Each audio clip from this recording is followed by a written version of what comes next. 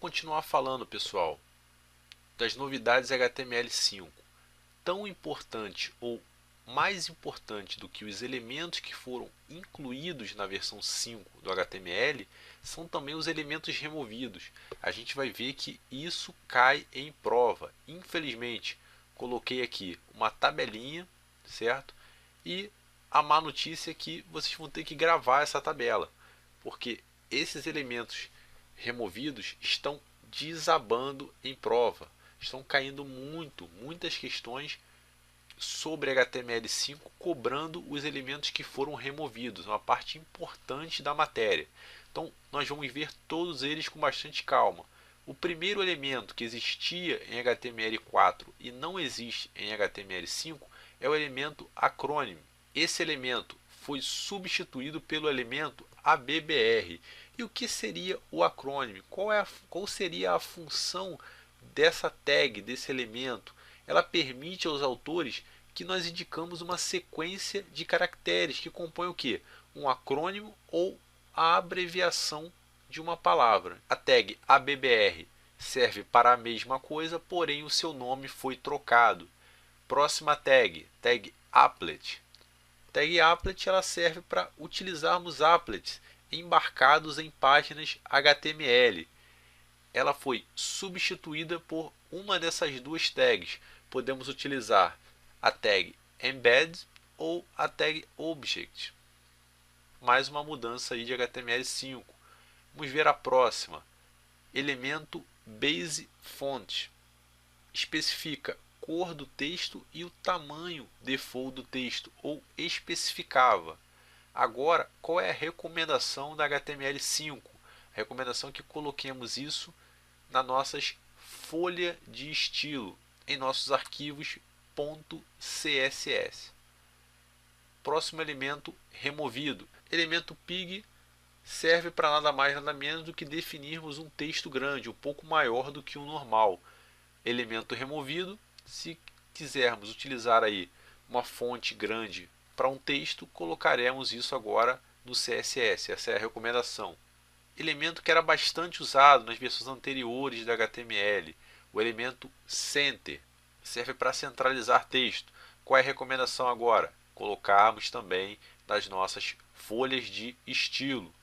Elemento dir, usado para listar títulos de diretórios. Era usado nas versões anteriores. Agora foi trocado pela tag UL. Essa é a recomendação. Elemento fonte servia para que definíssemos tipo, tamanho ou cor do texto. Recomendação: também colocarmos isso em nossas folhas de estilo. Agora, três tags que servem para fazer uso de frames. Frames são aquelas janelas especiais que nós tínhamos, aquelas janelas um pouquinho diferentes que nós tínhamos nas versões anteriores de HTML. Nós tínhamos a tag frame, que era usada em conjunto com a tag frameset. Essas duas tags não têm substitutos na versão 5 da HTML, ou seja, o uso de frames foi descontinuado, apesar da retrocompatibilidade que nós falamos há pouco. NoFrames era usado para quê? Ora, eu tenho um browser, esse browser ele não suporta o uso de frames, nós poderíamos colocar ali uma mensagem informativa, caso aquele frame não fosse carregado corretamente. Próximo elemento, elemento strike. Strike era aquele textozinho rasurado que nós tínhamos. Nós utilizávamos essa tag para marcarmos esse texto dessa forma. Recomendação da W3C. Coloque isso agora na folha de estilo. Último elemento que foi removido da linguagem HTML5. Elemento TT. Era aquela fonte monospace que nós tínhamos. Recomendação: colocarmos isso em folhas de estilo. Então, essa tabela, dois elementos removidos e de seus correspondentes, infelizmente nós temos que gravar. Isso está sendo cobrado em prova, questões recentes de diversas bancas. Então vamos lá, resolver questão. Questão número 8 do nosso curso. FCC 2014, Sabesp, Analista de Gestão, Sistemas. São elementos da linguagem HTML 4.0.1 que não fazem mais parte da HTML5, ou seja, não são mais suportados em HTML5. Acabamos de ver. Foi o que eu falei. A tabela do slide anterior. Temos que gravar. Letra A, applet e iframe. Nós falamos de applet, foi uma das tags removidas, mas não falamos de iframe. Falamos sim da tag frame e da tag frame7. Alternativa confusa. Poderíamos confundir ali que HTML5 não permite o uso de frames e marcarmos a letra A, mas a letra A está errada. Letra B, fonte, perfeito, né? Foi removida. Frame também, letra B está correta. Vamos ver as próximas. Letra C, center, foi removida. Option não. Letra D, acrônimo, foi removida. Button não.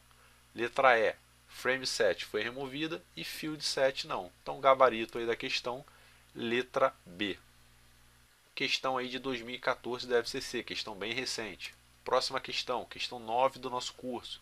FEPESE 2014, MPE de Santa Catarina, analista tecnologia da informação. Novamente, identifique quais dos seguintes elementos HTML não são suportados por HTML5. Nossa tabelinha ali, ó, possui substitutos que realizam a mesma função ou função similar. Caption foi removido? Não. Center foi removido? Foi. Então guardem aí 2. Fonte foi removido? Foi.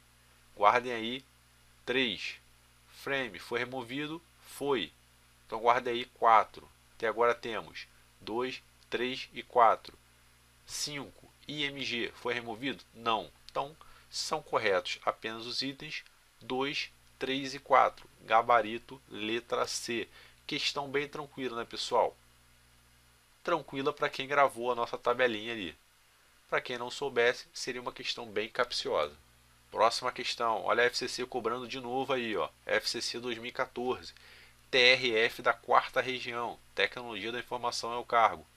A especificação da W3C para a versão 5 da linguagem HTML não traz um conjunto de elementos que eram utilizados na versão anterior e que são considerados obsoletos, como por exemplo os elementos.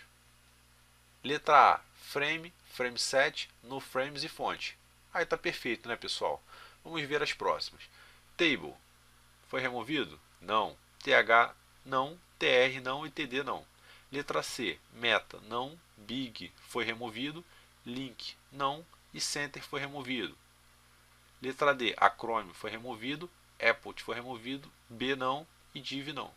Letra E, frame, frame7 removidos. E frame, não. E I, não. Então, gabarito aí, letra A. Pessoal, como falei, esse assunto está desabando em prova. Questões aí de 2014, questões muito recentes, principalmente a banca FCC. Vamos ficar de olho e vamos gravar a tabela. Olha o CESP aí, 2014, prova da ANTAC, também cobrando mais uma vez a nossa famosa tabela. Acerca da HTML5, julgue o item subsequente. Alguns elementos do HTML5, tais como center e fonte, são considerados obsoletos por serem utilizados meramente para formatação, função que pode ser realizada por meio de CSS. Como falei, as questões elas são bem diretas, as questões do assunto HTML5, mas se não tivéssemos o conhecimento prévio de quais elementos foram removidos, conhecimento prévio da nossa famosa tabela, ficaríamos totalmente vendidos nessa questão. Mas como a gente estudou, elemento center foi removido? Foi. Elemento fonte foi removido? Foi. Então, gabarito da questão, certo.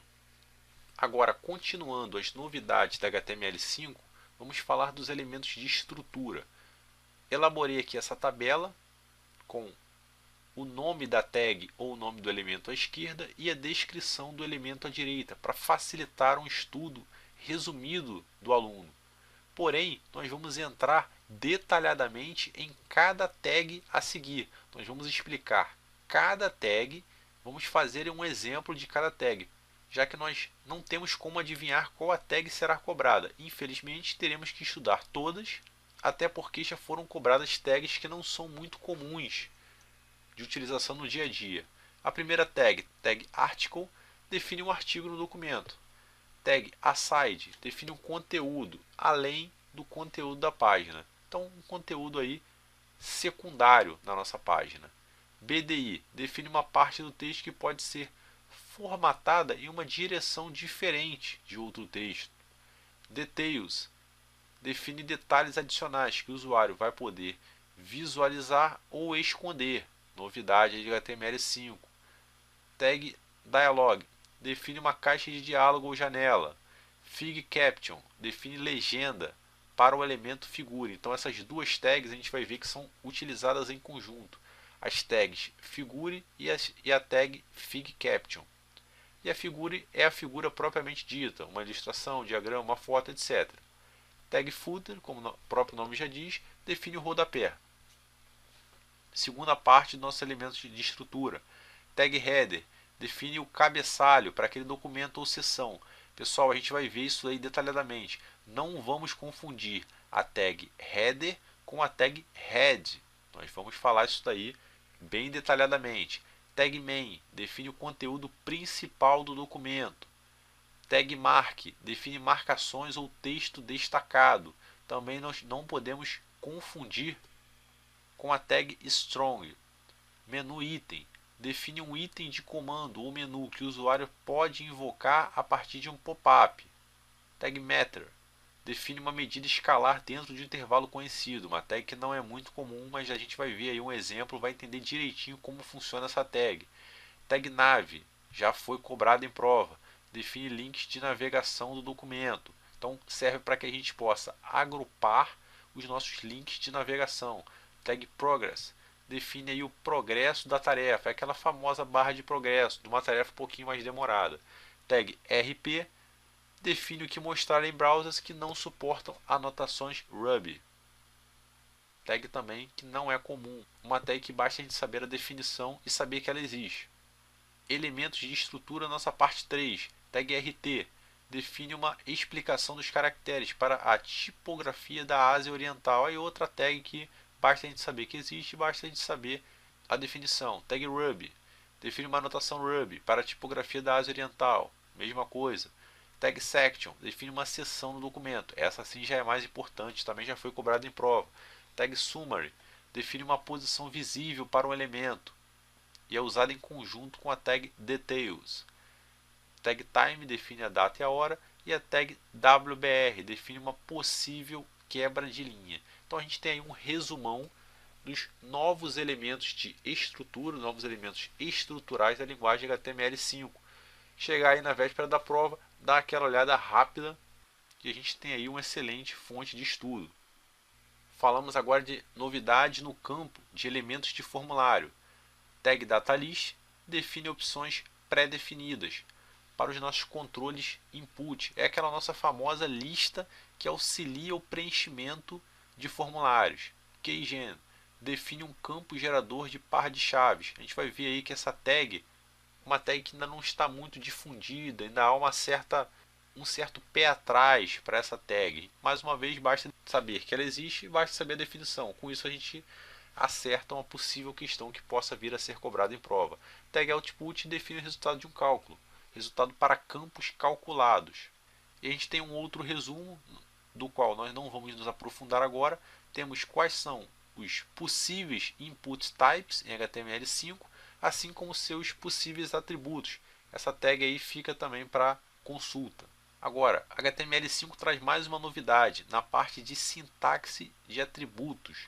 Nós podemos ter 4 variações das sintaxes em caso de atributos. Nós vamos fazer aqui um exemplo demonstrando essas diferentes sintaxes na tag input. O primeiro tipo aí de sintaxe é o tipo empty. Temos aqui um input type igual a text, entre aspas. Temos o nosso atributo value, valor também entre aspas, e temos aqui o nosso atributo disabled, unquoted. HTML5 também aceita que nós coloquemos o valor do atributo sem as aspas. Então aqui a gente viu value igual a João, sem aspas. Isso aqui também é possível fazer em HTML5, não está errado. Double quoted, que nós temos aqui, Temos input type igual a text, entre aspas dupla, e o value igual a João da Silva, também entre aspas duplas. Isso também é aceito. Isso também é possível em HTML5. Single quoted. HTML5 aceita tanto aspas duplas como aspas simples, como é o caso aqui do João da Silva, marcado entre pliques ou aspas simples, como queiram. Aqui nós temos dois elementos importantíssimos falando no quesito questões de concurso. São os elementos Canvas e SVG. A gente vai ver bem detalhadamente no nosso curso. Vamos ter sessões, vamos ter parte do nosso curso só explicando esses dois elementos e quais as diferenças entre eles. Vamos ver que tem uma série de questões de concurso sobre esses assuntos. Então vai ser um tópico que a gente vai dar uma atenção bem especial. Então o Canvas define uma forma ou desenho usando JavaScript e o SVG define uma forma de desenho usando SVG. A gente vai entender muito bem o que é isso quando chegarmos lá. HTML5 também possibilita trabalharmos com mídia a partir das tags de áudio, embed, source, track e vídeo. Pessoal, todos esses elementos também nós vamos ver detalhadamente. Tem uma parte do nosso curso que a gente vai falar do HTML Media.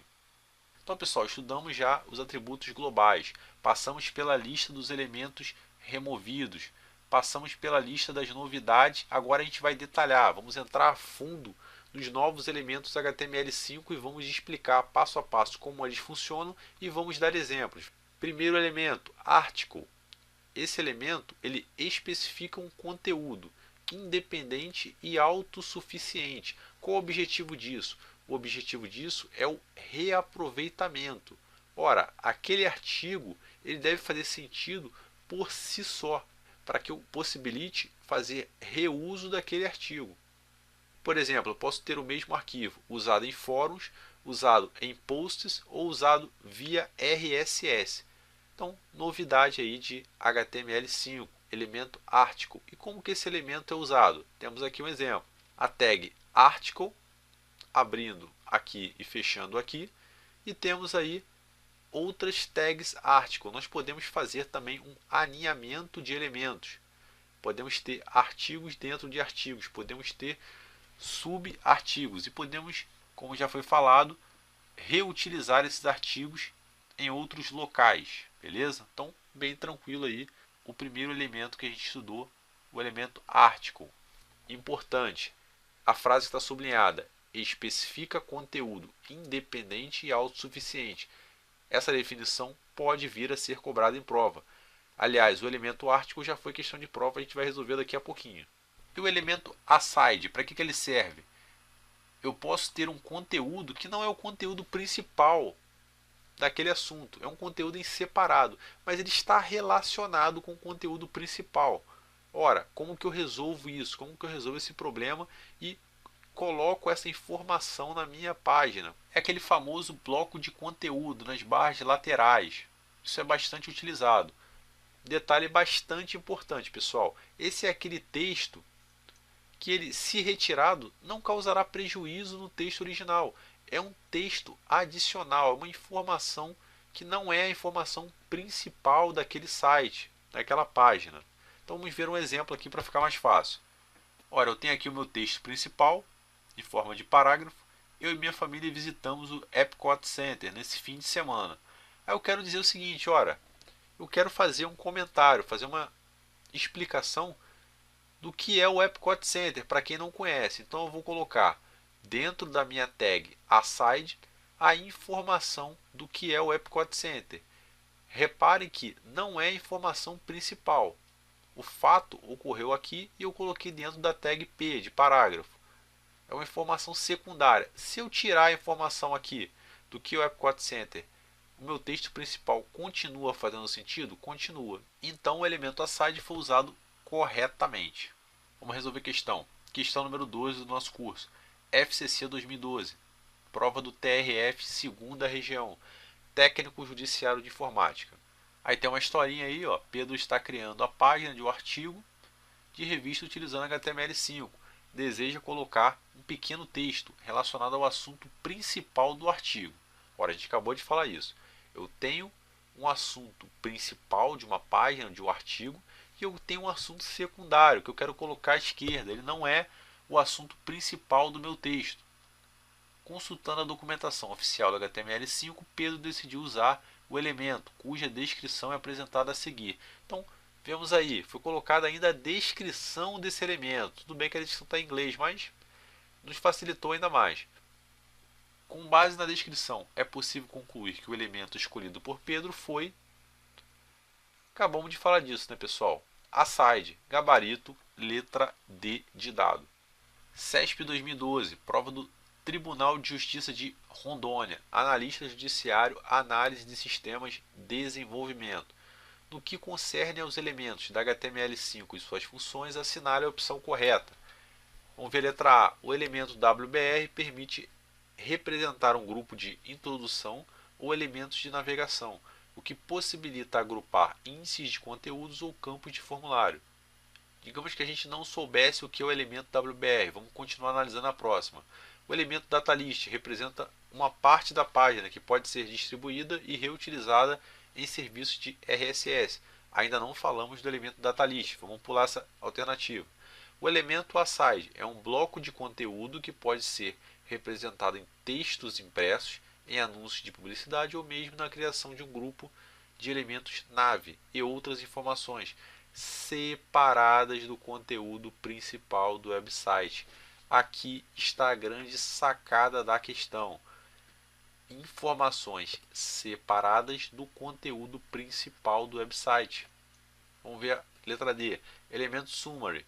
Define uma nova seção genérica no documento, possibilitando a divisão da página em várias seções, como introdução, destaque, novidades, informação de contato ou chamadas de conteúdo interno. Ainda não falamos de summary, vamos falar mais à frente. E o elemento track consiste em um grupo de títulos que permite agrupar elementos de título de H1 a H6 em múltiplos níveis. Não é esse o elemento que faz isso, a gente vai ver adiante, beleza? Então, gabarito da questão, letra C. Só com o conhecimento do elemento aside nós resolveríamos essa questão do CESP de 2012. Questão bem tranquila, né, pessoal? Agora a gente vai ver dois elementos que são utilizados em conjuntos, o elemento command e o elemento menu. Eles estão relacionados. Primeiro, o elemento command. Qual o objetivo dele? Marcar um comando evocado pelo usuário. Então esse comando ele pode fazer parte de um menu de contexto, de uma barra de ferramentas ou ainda ser um comando isolado. Como eu falei, esses elementos eles estão relacionados. O elemento command deverá sempre ser renderizado como elemento filho do elemento menu.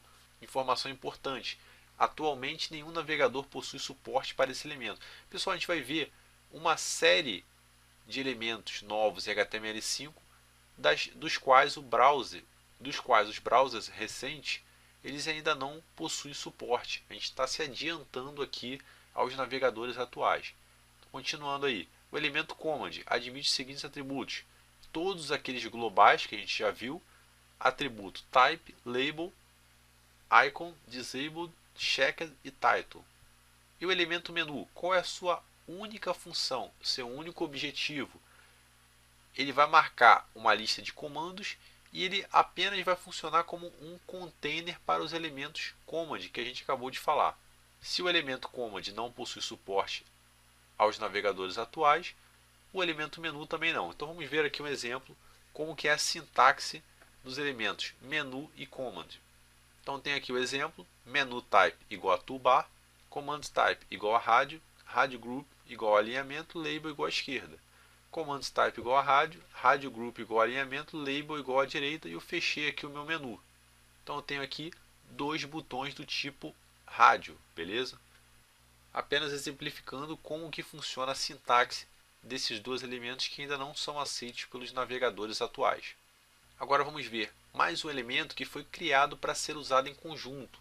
Os elementos datalist e input foram criados para ser usados juntos. Ora, para que serve o datalist? O datalist é aquela nossa listinha que funciona como uma lista de sugestões para preenchermos o elemento input ou uma caixa de texto. Então temos uma caixa de texto, queremos auxílio, queremos ajuda no preenchimento daqueles valores. Então o data list serve exatamente para isso, vai auxiliar o usuário no momento da entrada de dados. Agora, o fato de um navegador ele não oferecer um suporte para esse elemento data list vai impedir o uso do elemento input? Não. Os navegadores que não suportam o elemento data list vão renderizar a minha caixa de texto normalmente apenas sem a minha lista de sugestões. Por quê? Porque o elemento input ele já é um elemento antigo, ele já foi definido nas edições anteriores do HTML. Então vamos ver o exemplo aqui, pessoal. Eu tenho um label e esse label tem o meu atributo for. O atributo for vai dizer, ora, esse label, esse rótulo, ele está relacionado a que elemento? Está relacionado ao elemento cujo ID é time. Qual o elemento cujo ID é time? É o meu input type. Então eu vou ter um label relacionado a um input type. Nesse rótulo, nesse label, vai estar escrito time preferido. Vou dar uma quebra de linha e depois eu vou ter ali a minha caixa de texto. Input type igual a text diz que aquele elemento do tipo input, cujo atributo é text, é uma caixa de texto. E aí eu tenho outro atributo importante, o atributo list. Esse atributo list diz o seguinte, ora, eu não tenho que associar a minha caixa de texto, o meu elemento input, a um elemento data list. Eu não posso fazer isso? Posso. Como que eu vou fazer isso? Através do atributo list. Então, no atributo list, vou informar o ID do meu data list, que é times, e o atributo ID é um outro atributo que eu vou informar o ID do próprio input. Atributo list, eu vou informar o ID do data list desejado, e no atributo ID eu vou informar o identificador único daquele elemento input. Aí eu vou ter meu data list, o meu ID igual a times, o mesmo ID que eu usei no atributo list do input type, e vou ter minhas opções: Option Value Botafogo, Option Value Vasco, Option Value Fluminense e Option Value América. O que eu tenho aqui? Eu tenho os times preferidos dos cariocas, com as suas opções, na ordem, novamente, de importância. Botafogo em primeiro, Vasco em segundo, Fluminense e América. São os 4 principais clubes do Rio de Janeiro. E o resultado vai ficar exatamente da forma como está aqui. Vou ter o meu label, o meu rótulo, auxiliando o preenchimento, dizendo para que serve aquela caixa de texto, aquele input type igual a text. Vou ter a minha caixa de texto propriamente dita e vou ter o meu data list. Ele vai ser renderizado exatamente dessa forma, beleza? Bem familiar, bem utilizado nas páginas mais recentes.